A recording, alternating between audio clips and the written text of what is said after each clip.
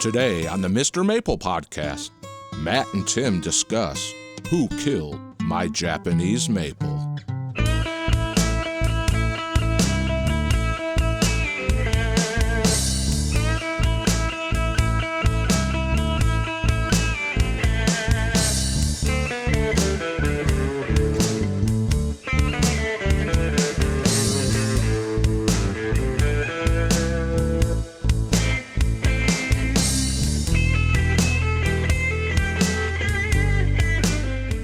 Hey everybody, I'm Tim. Welcome to the Mr. Maple Show. Today we're answering that age-old question, who killed my Japanese maple?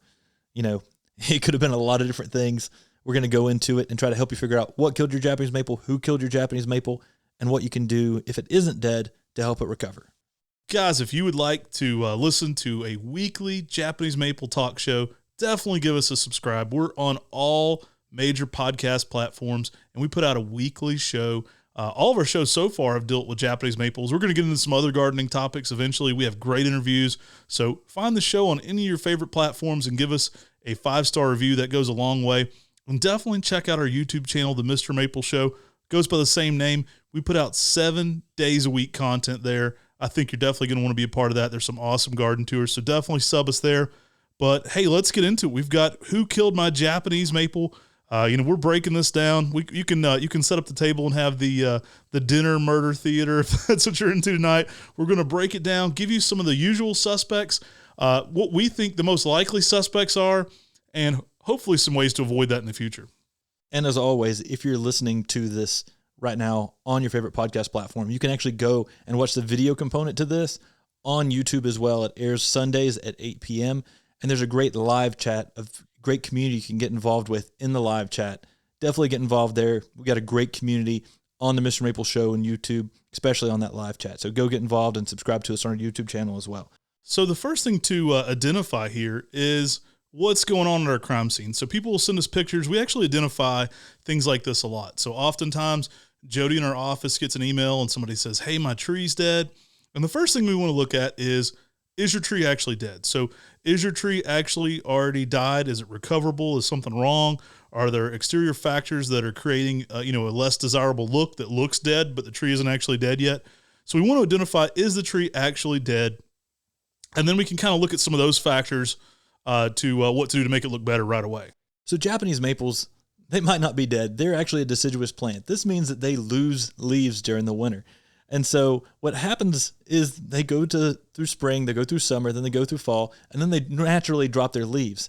And so if you're receiving a plant from us and the plant doesn't have leaves on it and it's during the winter months, even if plants in your area might be in leaf, say you're in a much hotter zone than us, that plant is still dormant. So make sure that you keep that Japanese maple and let it leaf out. Because Japanese maples, they are deciduous, they do drop their leaves. We've had a number of people, especially one person in particular who was a landscaper at Disney World who said, Disney World's going to be mad at you because they said that we sent them a dead plant. But the plant was just dormant.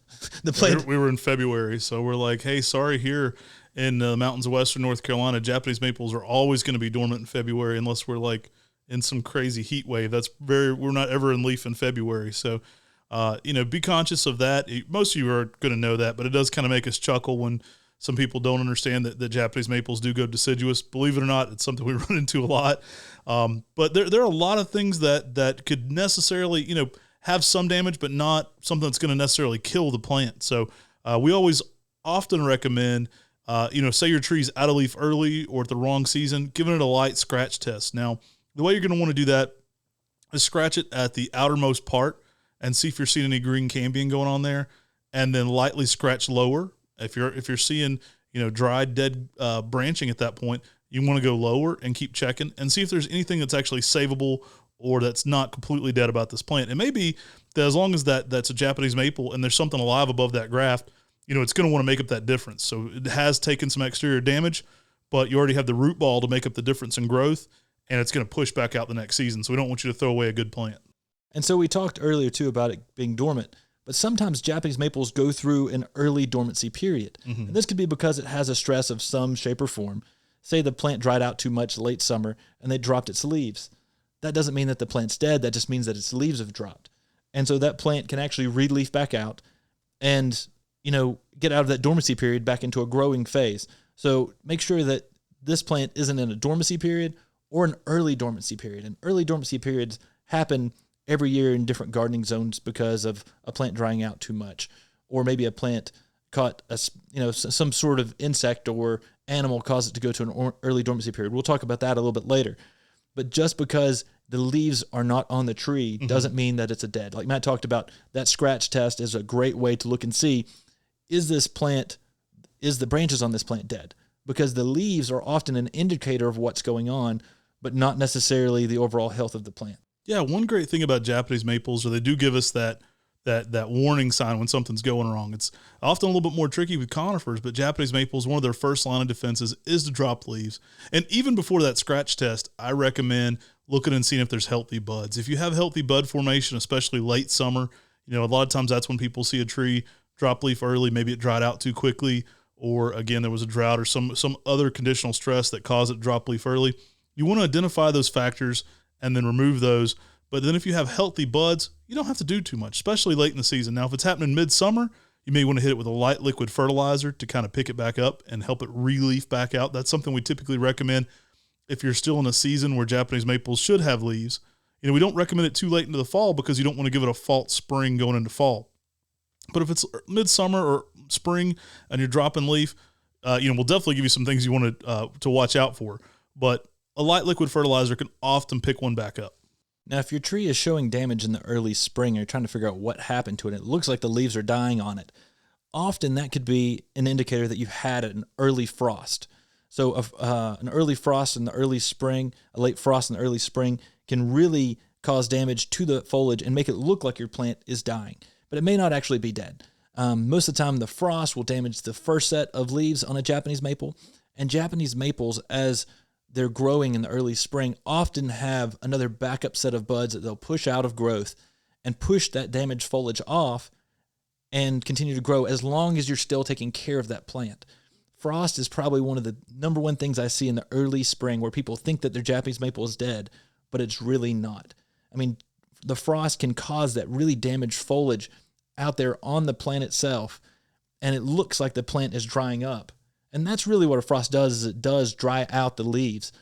But that plant, the bark is still fine. If we treat that plant and remove that stress, add some light liquid fertilizer to that plant, it will likely re-leaf and keep growing. And, in 2-3 weeks, you might not even realize that damage even occurred. Okay, so let's get into it. You've got to the crime scene. The tree's dead. It's deader than a doornail. We're drawing a chalk outline. We're calling in the detectives. It's done. So we've checked the buds. We've got no buds. We've scratch tested. We've got no healthy cambium going on below. We're calling this one. This one's officially dead.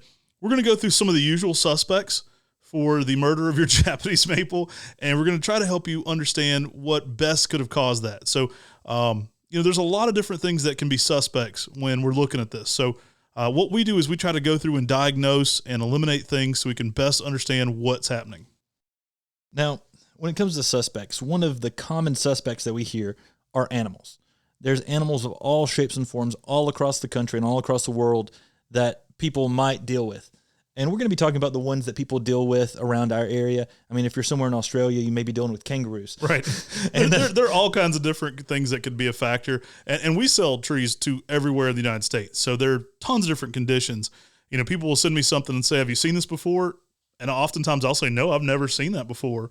We don't have that in our area, or that doesn't occur here in Western North Carolina, or it's just totally new to me. So certainly there can be other factors, but these are some of the most common. The number one culprit people always lean to are deer. Now, deer certainly can damage Japanese maples. You have to be a little bit more conscious of a deer in rut with the antlers than you do them actually eating it. But deer certainly can munch on Japanese maples. I'll laugh. You'll see at some of the big box stores, they'll have a sign up that says deer resistant.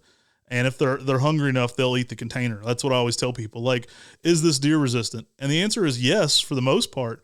But if they're hungry enough, they'll eat the container. That's the honest answer I always give people, because I believe Rutgers actually rates the Japanese maples on a scale. Well, they rate all plants, but on a scale of like A, B, C, and D, and maybe even F. But I know Japanese maples are B. To be in that A rating, you have to be like poisonous or spiky, so they're not in that top rating, but they are amongst some of the most resistant plants, like typically our hostas and all the other plants. We normally have such a nice buffet laid out for the deer that maples aren't their first choice, but they certainly can eat on them. I always let people know I don't believe there's any plants that are like 100% deer resistant if they're hungry enough.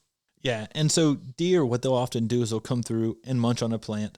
I even had some people before say that they had these magical deer and they made their tree grow because they constantly pruned on it. And that may be the case with some people, that the deer don't really eat on the Japanese maples enough to really do damage.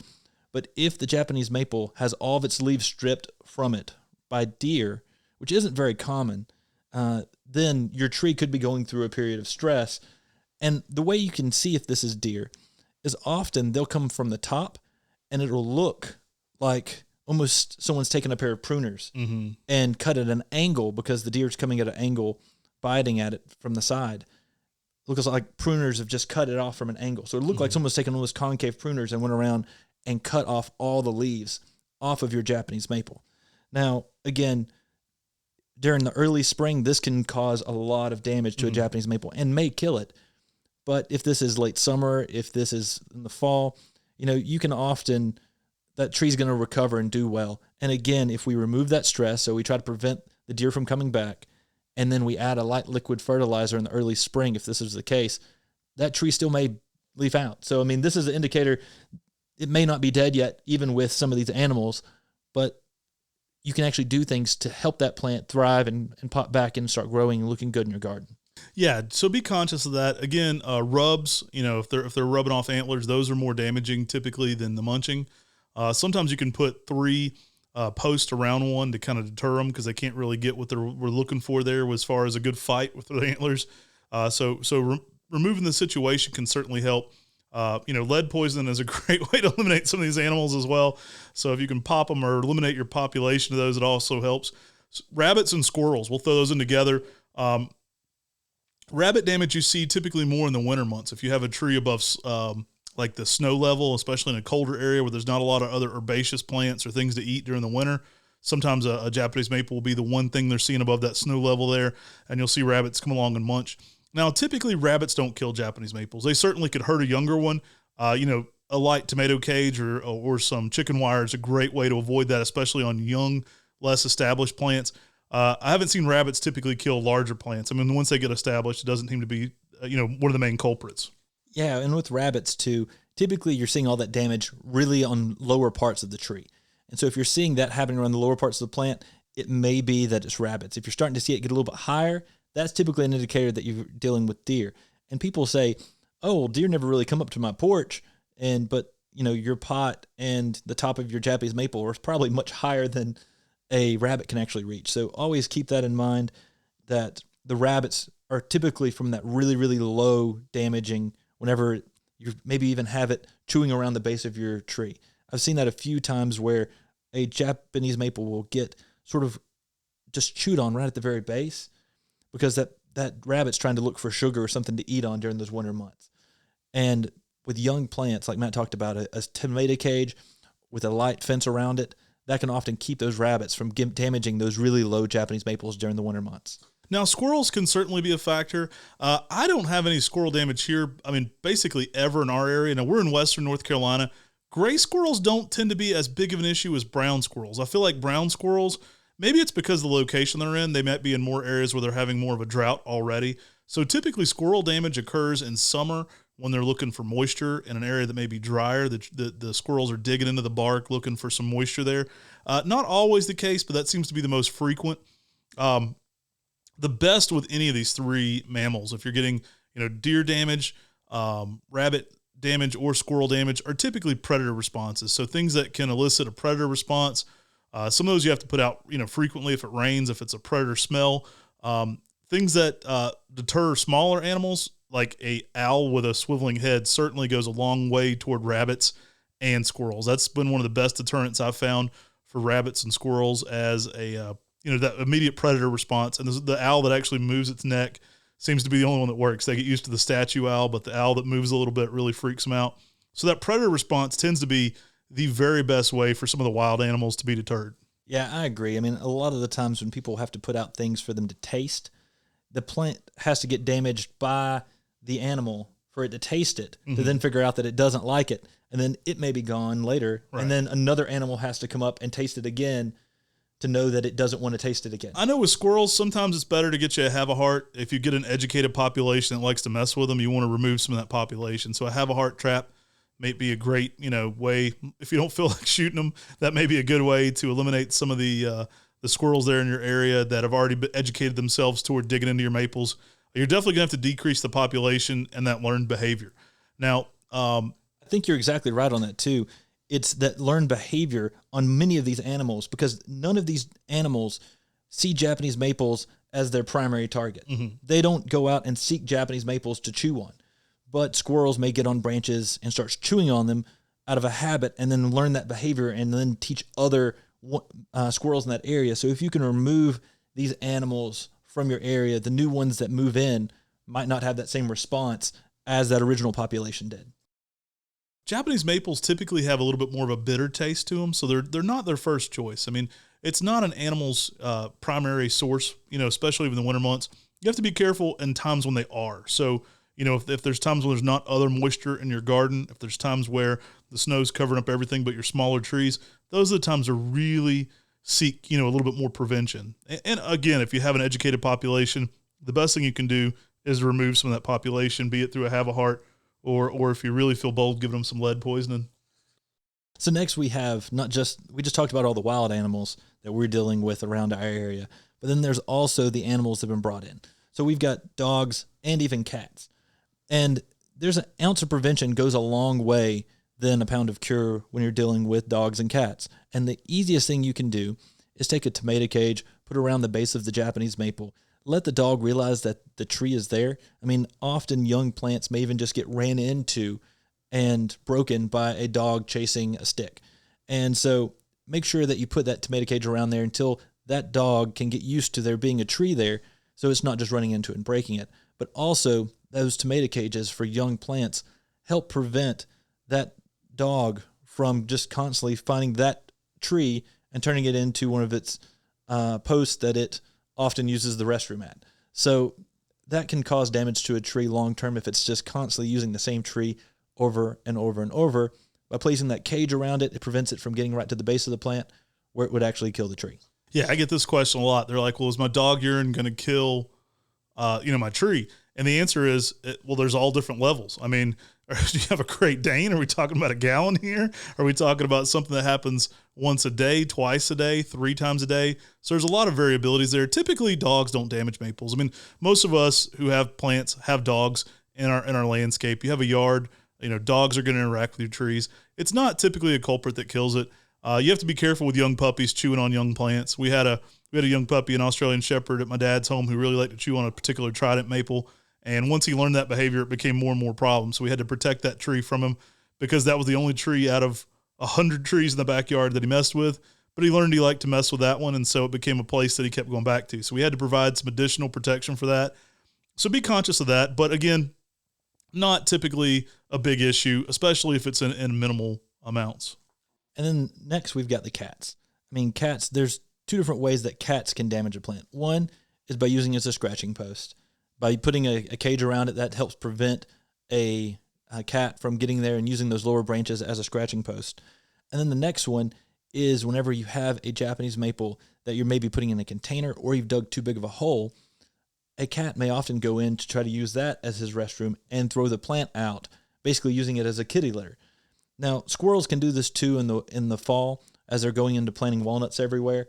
They may go through and start digging out other young plants and putting walnuts everywhere. But cats are a big culprit of this. And if you can just keep an eye out for cats whenever they're in this mode of trying to do this, make sure that plant gets planted back very quickly. A great way to prevent this is sometimes you can put a thin layer of rocks at the very top of the plant to keep that cat from digging that plant out, or something that can prevent that cat from using the restroom in that container, or if you dug that hole too big in the ground. Yeah, now cats and dogs are going to go a long way toward preventing some of the other animals. So typically they're a positive. Your dogs are going to keep away your deer and your rabbits a lot. And your cats are going to prevent some of those squirrels and rabbits from being in your garden and landscape. So typically those are positives. and are going to elicit more of that predator response and help you. Again, these aren't the normal culprits for what killed your tree. We'll get more and more into it. Insects are definitely a factor. People often ask about insects. Spider mites, leaf hoppers, and Japanese beetles are the main ones we look at. Sometimes in much hotter zones, you have to look at boring insects. That's something you want to definitely treat for if you see anything boring. I don't deal with that too much here, but I often will tell people to check out their local agriculture extension agent. Your local agriculture extension agent is a wealth of knowledge on what insects are a problem specifically in your region. So if you see something like a boring insect that you think has drilled holes in your Japanese maple, one of the first things I'll do, you're definitely going to have to treat with a systemic to get rid of that insecticide. But I recommend taking that to your local ag extension agent and saying, hey, what do we have? What are we seeing right here locally now? And oftentimes they have a better, more focused cure for that specific item. So next up, when we're talking about insects, a culprit that gets credit for killing Japanese maples, and normally doesn't kill them, it may cause it to drop leaf, are spider mites. Now, spider mites often go towards plants that release a stress, as any insect or animal does. So if a plant's releasing a stress, you may have more spider mites in that area. Now, spider mites, what they do is they get into the underside of the leaf, and they basically start to draw out the moisture and suck up the moisture out of the plant. Now, they're really easy to see if they're on your plant. Take a white piece of paper out there, shake that leaf over top, or the branches over top of the white piece of paper, and if you start to see little dots running around on that paper, it's likely spider mites. Spider mites, they're not really that visible to the eye. Every once in a while, you may see a web across the plants. That's where they get that sort of spider type name. But they basically will take moisture out of the plant. And if there's a large enough population of spider mites, it can cause some damage to your Japanese maple. Small populations don't really do that much to a Japanese maple. But if there's a large population of spider mites, that's something that you can treat with a light insecticidal soap. Now, make sure that you use insecticidal soap, not antibacterial soap. But insecticidal soap does wonders. A light insecticidal soap will kill those spider mites. Just make sure that you're not using something that's too strong or something that's not really rated for your Japanese maple.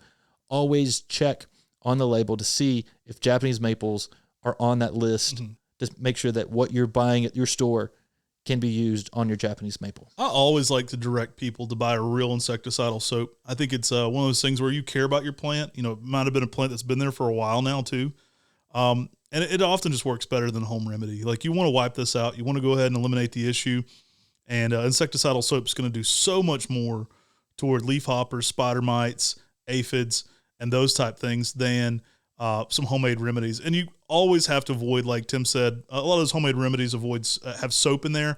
And you don't want antibacterial soap. It can screw the plant up. It can screw up, some of the symbiotic relationship with the soil going on there. So you got to be very careful with soaps that have antibacterial elements to them.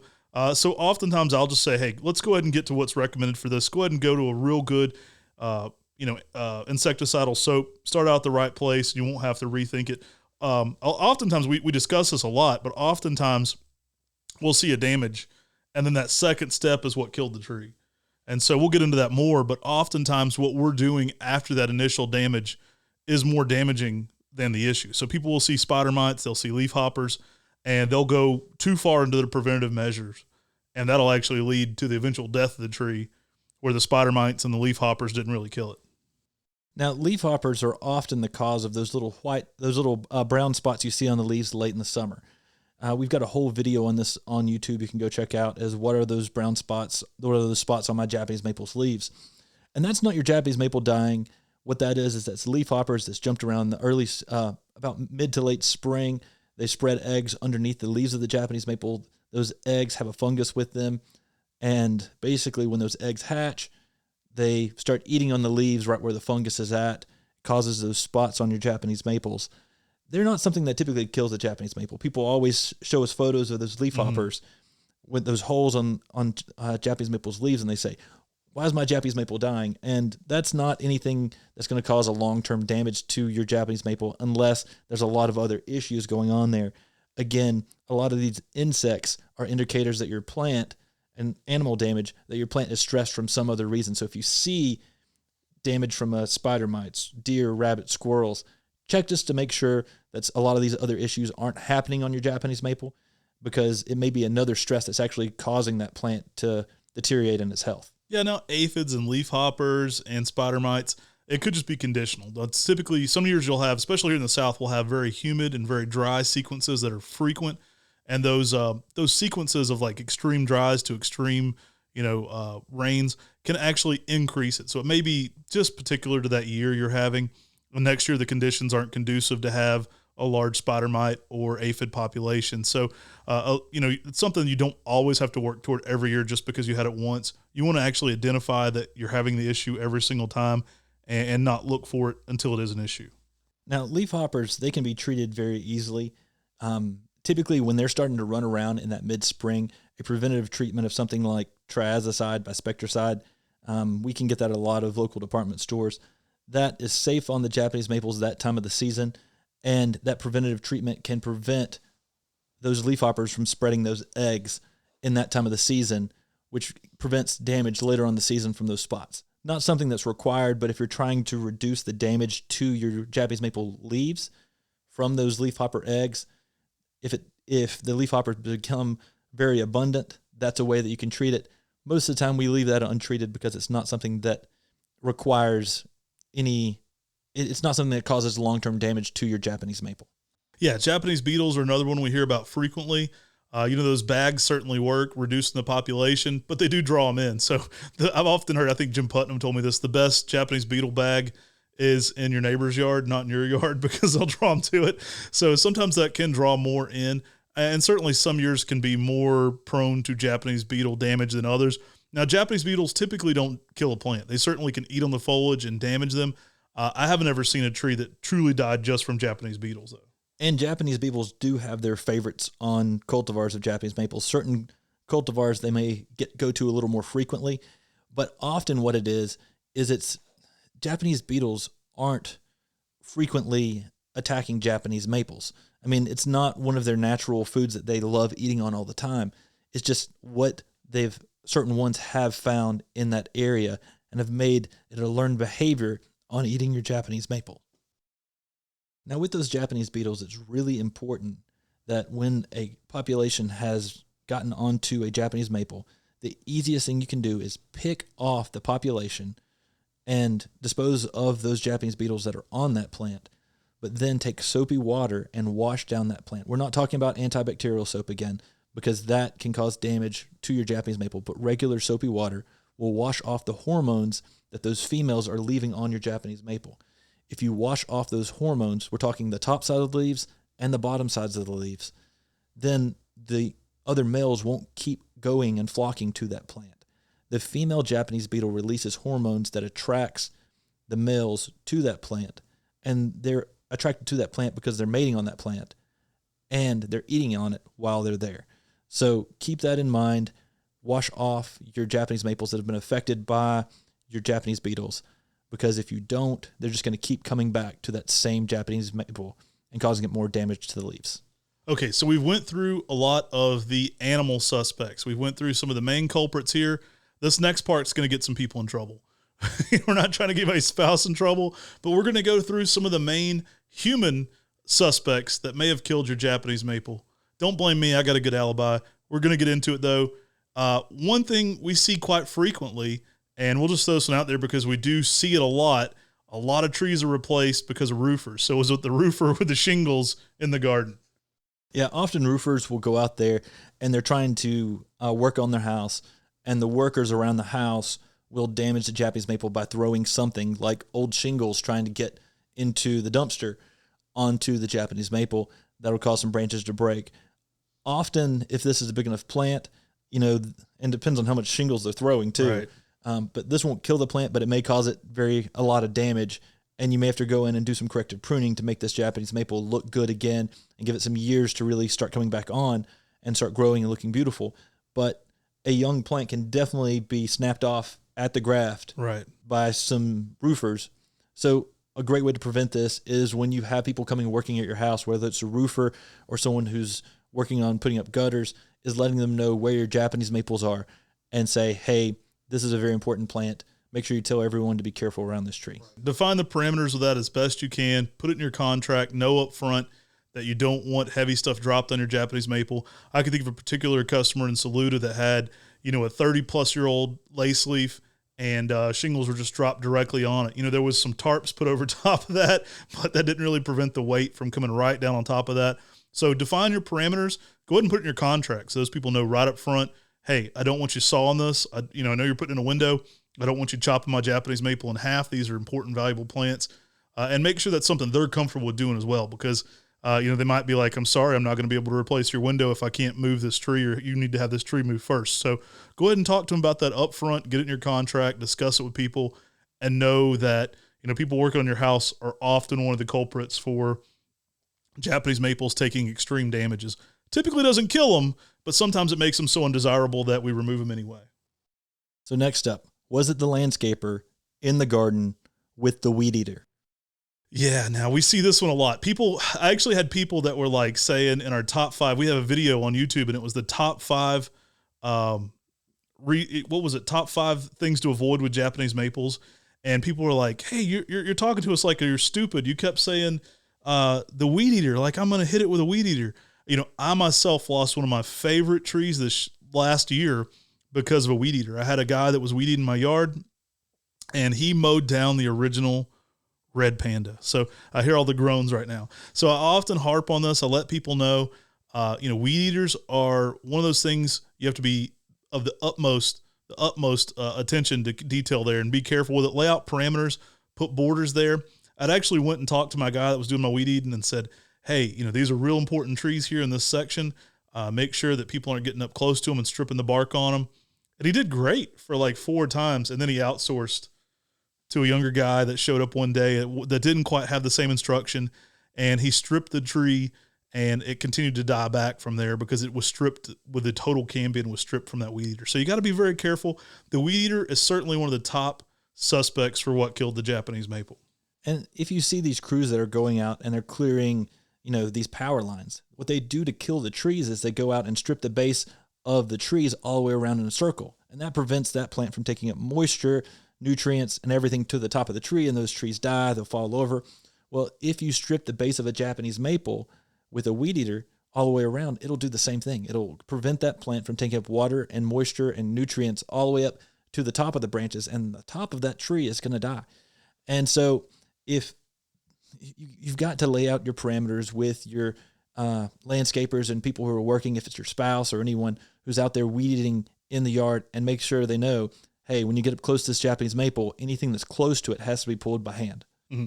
I know myself, after losing that original red panda, luckily we had plenty of grafts, so don't worry. That one's in production still, but the original one did bite the dust because of a weed eater.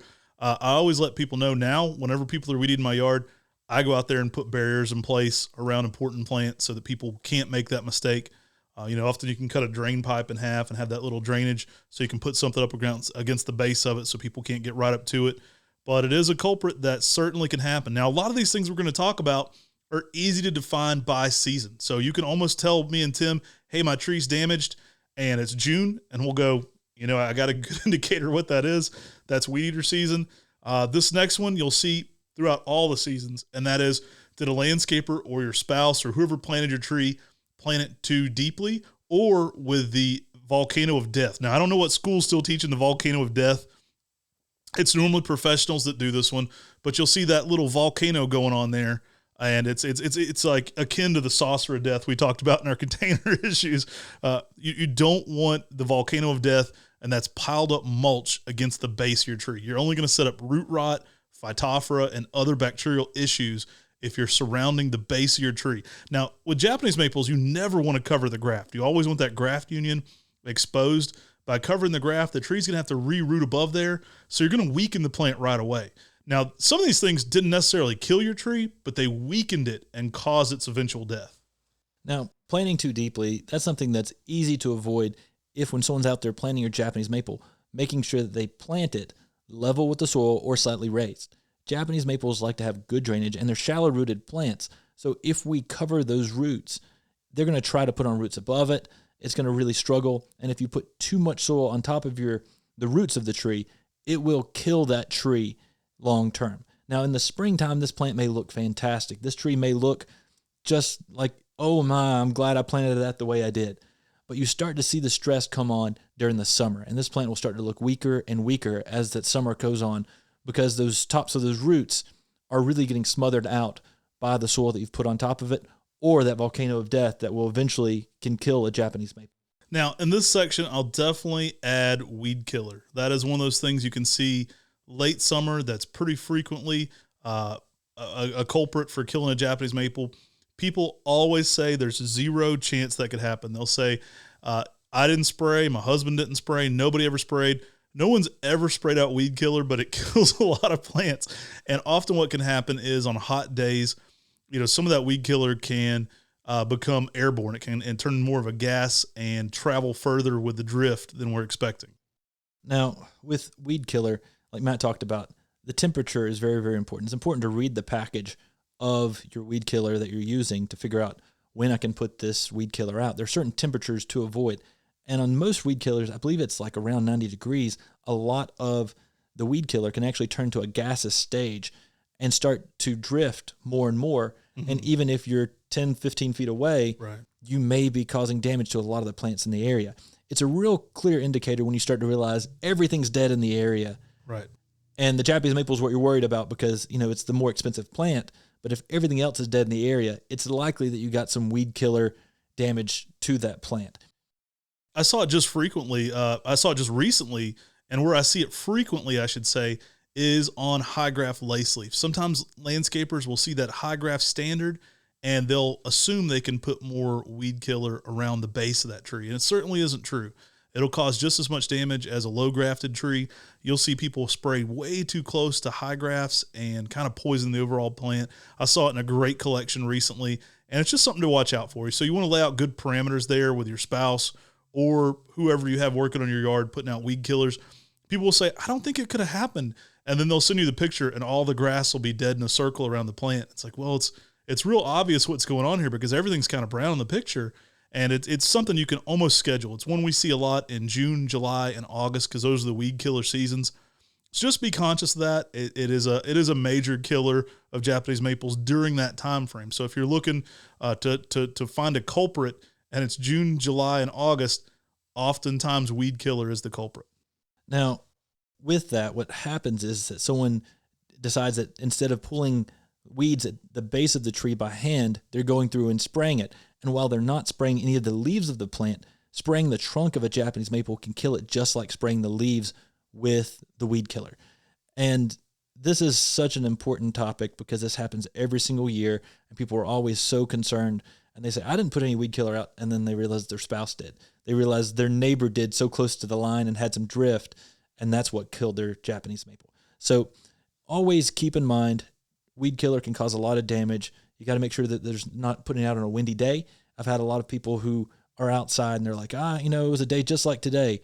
And then we start looking around and you see the flags blowing just a little bit. And they're like, well, this is a day. If you see that flag blowing, that's where the drift is going to be going as you're spraying the water droplets from the weed killer. And so naturally, it's very easy to cause damage to plants when you're putting it out if it's a very windy day. You got to watch out for the temperature and you got to watch out for the wind when it comes to weed killer. Now, these next two things are pretty self-inflicted, but it's obvious what's going on. So, we'll definitely get the spouse in trouble for this one. If I had $1 for every time somebody said, my husband pruned our tree at the wrong time, my wife pruned our tree at the wrong time, we recommend any major changes for Japanese maples for pruning-wise in mid to late March. That's controversial with some people, but it's not something we made up. This is the same thing you hear from horticulture experts, from Carol Reese to Talon Buckholtz to, Buddy Lee. There's so many horticulturists who are going to tell you that's the most safe and easy time to make major changes to your Japanese maple or, a lot of your woody ornamentals is in that early springtime. They're at their highest rejuvenative stage. So you don't want to prune your tree going into winter. I see a lot of people that say, when can I prune my Japanese maple? And they'll say, hey, when it's dormant. Well, I don't like to prune a Japanese maple going into fall. You're opening the tree up for insect damage. You're opening it up for cold damage. You're actually activating the tree because you're pruning the tree. It's going to want to grow. So the sap becomes high in the tree when you prune it, and pruning it during that especially fall to early winter, you're activating it at the wrong time. And if you have a plant that is very slow growing, one that's not putting on a lot of growth, you can stress out a Japanese maple by pruning it after it's leafed out. So as soon as it's leafed out, you're taking off a lot of branches off of that plant. You can cause it to slow down and cause it to struggle a little bit during that time of the season as well. So do be careful when to prune. You want to prune right before that tree leaves out or right as that tree is really starting to bud. That's really one of the best times for pruning a Japanese maple. Yeah, so be cautious there. That certainly isn't always the case that it kills one immediately, especially on an established plant. Sometimes somebody will prune an older lace leaf in the yard, and they've done it the wrong time. And it might cause a little bit of damage, but doesn't necessarily kill it. But that can be a culprit, especially on younger plants. Be so cautious of that. Go for the right time of the year, that mid to early spring, right before the trees leaf out. I do from mid-February to March, depending on our time for leaf here in Western North Carolina. When those buds are swelling, but the tree's not in leaf, that's when it heals at some of its fastest. Now, with the pruners, when we're talking about pruners here, one of the ways that you can kill a Japanese maple very easy is by creating those maple massacres, those horrible shaped Japanese maples that have been pruned back to look like poodles, and then I have to cut them down because they look so bad. Yeah, I was going to say, I might let those trees die. If you're pruning your tree into a perfect little hedge ball, I wouldn't feel so bad if someone went ahead and put it out of its misery with a little weed killer. I'm just going to say, those can be pretty horrific. So make sure that if someone is pruning on your Japanese maple, they know not to create those not to be using hedge pruners on Japanese maples, because you're going to create a very ugly plant out in the landscape that someone's probably going to have to cut down because it looks so bad. This next one seems silly, but mark your trees well. I had a lady say, I think I'm just going to have to use my replacement. And she sent me a picture of the tree. And I was like, what happened to this? And she's like, oh, I know exactly what happened with it. My husband drove over it with a lawnmower. It's like, ma'am, that's not what replacement is. Yeah, that's not a thing. Yeah, we know exactly what happened. Our husband drove over it with the lawnmower and chopped it off like 2 inches above the ground. Like, yeah, I really feel bad for you, but that's that's kind of your problem at that stage. So, well, one culprit can be lawnmowers. So you're going to need to make sure that you have defined parameters there for anybody pruning or trimming. Watch out for exterior damages. You might not want to put a small tree too close to where someone frequently drives off the driveway, things like that. So be conscious of those kind of factors. Certainly the husband or wife with the lawnmower is a culprit that I've seen many times kill the Japanese maple. Now, that being said, young plants also can be stepped on if they're put in a garden where people typically walk through quite frequently, if they're not staked or put a tomato cage around. And if you go ahead and you put a tomato cage, if you need to put some red ribbon hanging off of the tomato cage or off of the stake, that's a great way to let people know that there's a young plant there. And someone might not drive off the edge and hit that with the lawnmower, or they might not drive off with their car if they see that red ribbon there hanging there. So always keep your young Japanese maples marked especially well so people can see them until they get used to them being there. All right, so before we get into one of our number one suspects for who killed the Japanese maples, I'll definitely throw out bare rooting them at the wrong time of year. So you don't want to bare root your tree when it's in leaf. Taking your tree and fully bare rooting it is going to cause a shocking amount of transpiration. It's going to be, it depends on what you're growing. I've had people do that to Stewardia. Stewardia are going to die like 9 times out of 10 if you bare root them in July. So Japanese maples don't like that either. You don't want to be bare rooting young plants or even older plants when they're in leaf. I see a lot of people recommend doing this, people who are very knowledgeable, and you might get by with it, but it's certainly going to cause undue stress and can lead to your tree dying. So often we see this, people bare rooting their Japanese maple or root pruning them during the wrong time of the season. A Japanese maple shouldn't be messed with its roots when the plant is in leaf. Right. I mean, this should only be something that's done when the plant is dormant. And we see this so often. People say, oh, well, this plant had bad roots and that's the reason it died. No, this plant died because you bare rooted this plant during the wrong time of the season, when the plant would have been just fine if you wouldn't have bare rooted it. Yeah, if you're going to need to bare root a plant, I definitely recommend that late February to March time frame. That's when their highest rejuvenability, like we said with the pruning. That's also when they're going to be the most rejuvenative and the most forgiving on spreading out the roots, disseminating a root ball, things like that. You have to be very careful doing that, especially in hotter conditions, midsummer, late summer, or early leaf. Early leaf out, I see people do it as soon as trees leaf out, and that spring foliage is going to shrivel up, and you're going to create a situation where it's all dependent on forming new buds again. So you've kind of robbed the tree of its spring flush, and then we're hoping that when it gets to the next stage, it's going to rebud. And that's really one of the harder stages to rebud it. You might get by with this late summer, but I don't recommend it because that heat's going to be there to make it transpire. You could easily force a false dormancy, then re-leaf it once the buds are there. But again, it's not ideal. You only want to bare root trees when they're out of leaf. I love bonsai, but there is some bad information out there when it comes to turning Japanese maples into bonsai, Right. saying that they need to take these plants out while they're in leaf to then put them in a bonsai tray, or then take these trees out and then pull their roots around and mess with the roots. I mean, that is bad information that's out there on Japanese maples. Don't listen to it. Whenever you see people telling you to do that, you might have success with it sometimes, but it's a way that you can easily kill your Japanese maple, going out there and disturbing those white fibrous roots on the plant. And that plant has to have those white fibrous roots actively being able to pull up water and moisture so it can take water nutrients up to the top of the tree.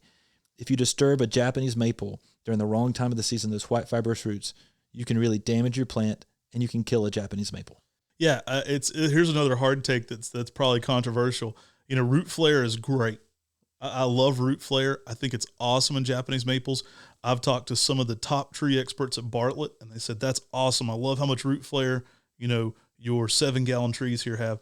Young plants aren't going to show a lot of root flare, and so you don't need to be digging around in them early on, especially in leaf. Let that tree go dormant. If you're wanting to spread out the root ball and create more root flare, that's something you're going to have to readdress when it's out of leaf. I'll see people who are very knowledgeable in Japanese maples completely bare rooting them, putting them in a bucket of water, washing all the roots off in leaf. I think it's one of the most damaging things you can do. Now, could you get by with it? You might, but it's certainly one of the leading culprits for killing plants, especially unless you have a lot of experience doing that. I definitely don't recommend it. See, you see root flare on older plants as the soil begins to erode away from rain and weather. I mean, that is what is naturally happening out there in the wild. Right. That root flare isn't because someone's out there in the wild raking away the soil on young plants. Yeah, I always tell people this. Like, I've been to the woods in Japan. Young plants don't have root flare. The Japanese would be so busy if they had to run into the forest and expose the root flare on every seedling. Like, that's all anybody's doing is exposing the root flare in the forest constantly. So they're more durable than you think, and that is something, that buttress root system you think of with bonsai, that root flare that develops over time. It's not something you're typically going to see on young plants. Now, that said, you don't want to plant them too deeply. You do want that root collar exposed. That is an excellent thing to be cautious of. You don't want a very deeply planted tree. That root collar being exposed is going to lead to a better root flare long term. So, guys, here's one of our number one culprits for who killed the Japanese maple. And you could probably guess our number one culprit. We harp on it in every single video, and that's too much water. If you have Japanese maples in a damp, soggy environment, that's an easy case. I could be the detective on that one. I'm going to get out of the car. I'm going to turn the lights off. I'm going to go, okay, looks like it's holding water here. We got an open and shut case. It was too much water. Yeah, it might have been you with the water hose watering way too much. You with the water hose in the garden, that can be when people overcare for their Japanese maple, they're out there watering it constantly, not letting it dry out. Japanese maples love good drainage. If you don't have a Japanese maple in an area that has good drainage, your Japanese maple is not going to do well. If it's in a boggy, wet area, if you're out there always watering it and not letting it dry out, that will kill your Japanese maple. Yeah. Again, the saucer of death, you heard me talk about that in the container episode. The saucer of death, holding water under a container, that is an easy way to cause issues, to cause root rot. And the number one way to kill Japanese maples is too soggy. It's much easier to kill a Japanese maple from being too wet than too little amount of water. Now, another culprit there to be conscious of, you might not be out there watering it with a hose every day yourself, are watering systems. Our watering systems are often set up to be watering our lawns, maybe even annuals, plants that require a lot more water intake than a Japanese maple. So you want to be careful to not put plants or a automatic watering system that are requiring way more water around our Japanese maple. So we don't want that ground soggy or wet in any way at all. That's going to lead to more issues, and it's going to lead to root rot, phytophthora, and more bacterial infections in our plants that lead to more long-term issues. Water is the number one cause of a Japanese maple dying. If it's in a container, sometimes it may be not watering. In the ground, it's typically too much water. And most of the time in the container, it's too much water as well. 9 times out of 10, it's too much water rather than too little of water. And they can look very similar, so it can be very confusing when we tell somebody, it's either too much water or too little water. It's going to be up to you to figure out which is the case on your tree. And that's what it is. You're going to have to go out there and do the finger test and say, is this plant holding too much water, or is this plant always wet and never allowed to dry out?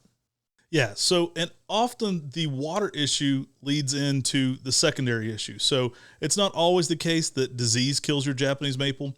Disease can certainly be a culprit. Now, one thing to be conscious of when you're growing Japanese maples is, that you don't put them in an area that you were directly growing potatoes in. I know potatoes can be a source of Pseudomonas in the soil.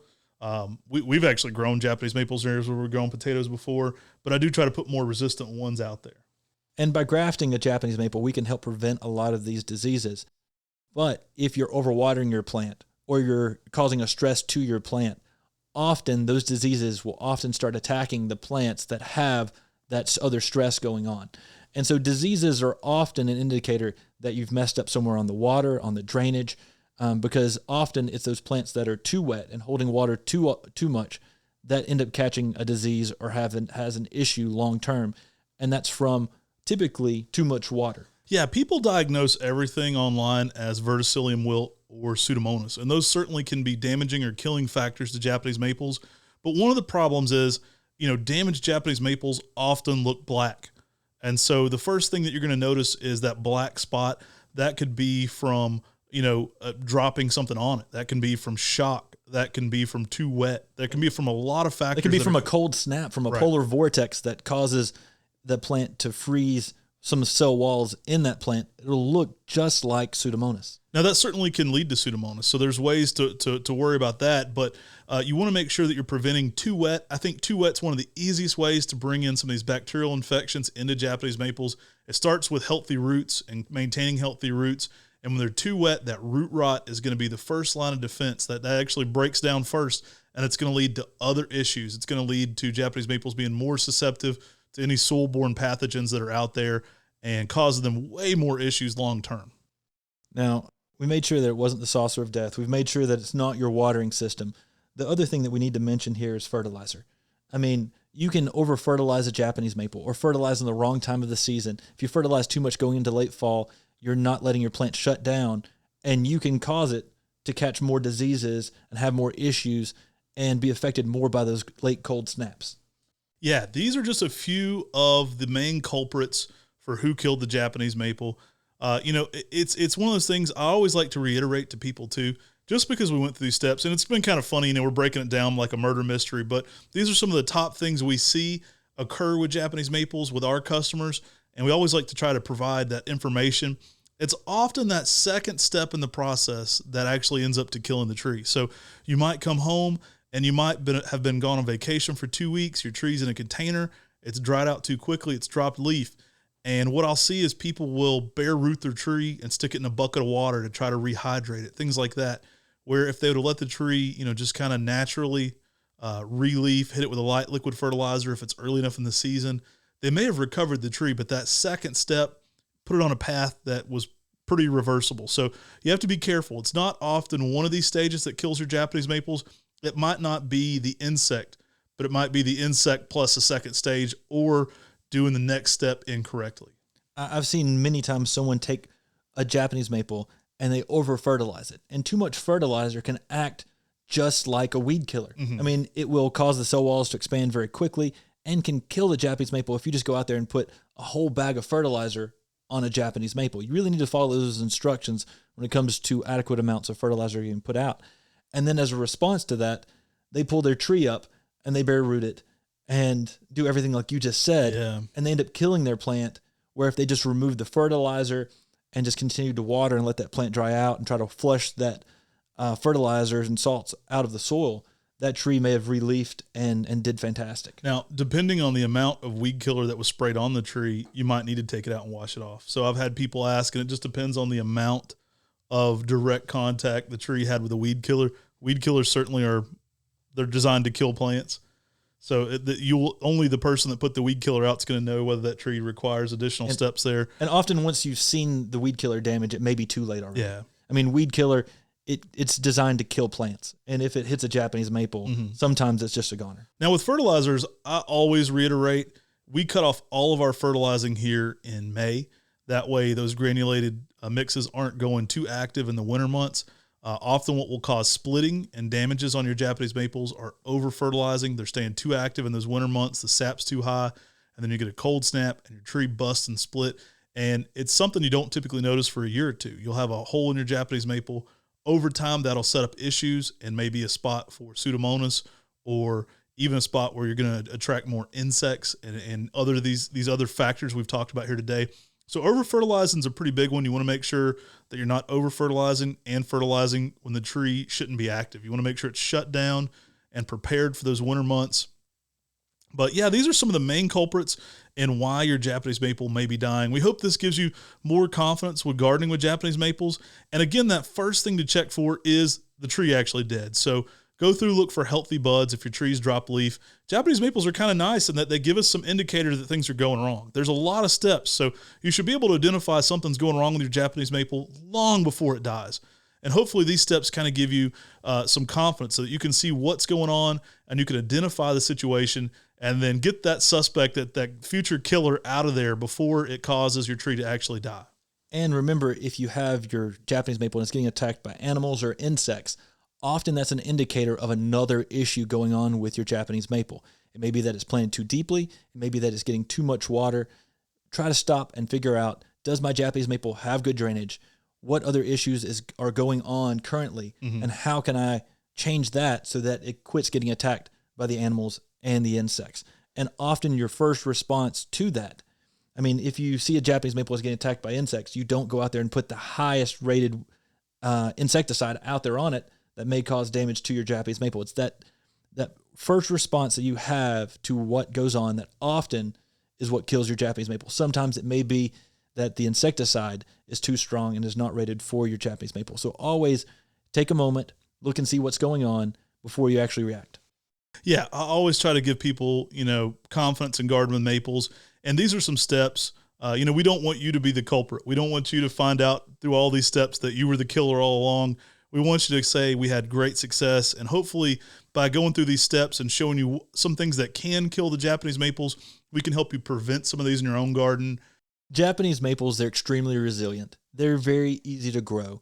And if you watch out for a lot of the watering issues and weed killer bearing too deeply, a lot of these other issues don't happen with your Japanese maple. And if you can identify what is affecting your Japanese maple, often it'll help you prevent it and be able to get that tree growing well again, prevent it from keep happening. Or if you've lost a Japanese maple in the past, hopefully going through this podcast will help you understand what you can do to have a successful Japanese maple in your garden, and hopefully many Japanese maples in your garden so you can enjoy their beauty.